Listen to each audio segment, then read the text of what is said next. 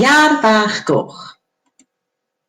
Un tro, roedd iar fach goch yn byw ar fferm hefo ci diog, cath ysglyd a hwyaden swnllyd. Daeth yr iar fach goch o hyd I hadau gwenith.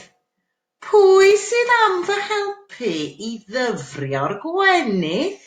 Gofynnodd yr iar fach goch. Nid fi, cyfarthodd y ci.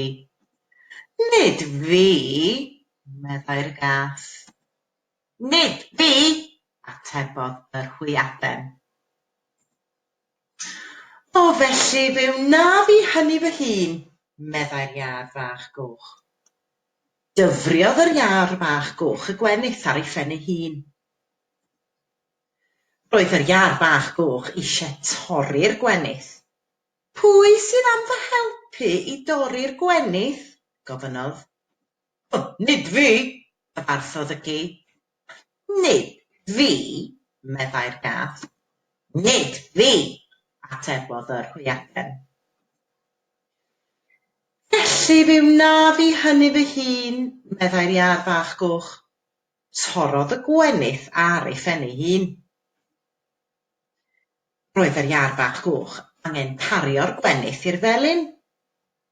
Pwy sydd am fy helpu I gario'r gwenith? Nid fi, cyfarthodd y ci. Nid fi, meddai'r gath.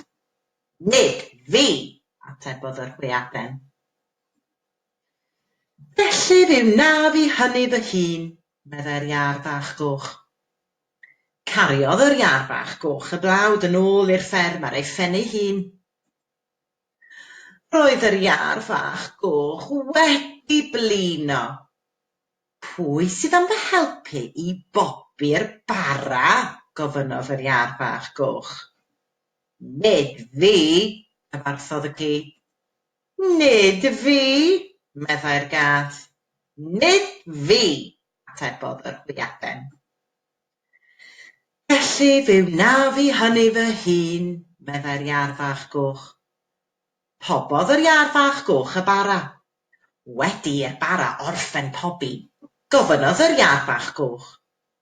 Pwy sydd am fy helpu I fwyta'r bara? Fe wnaf fi, cyfarthodd y ci.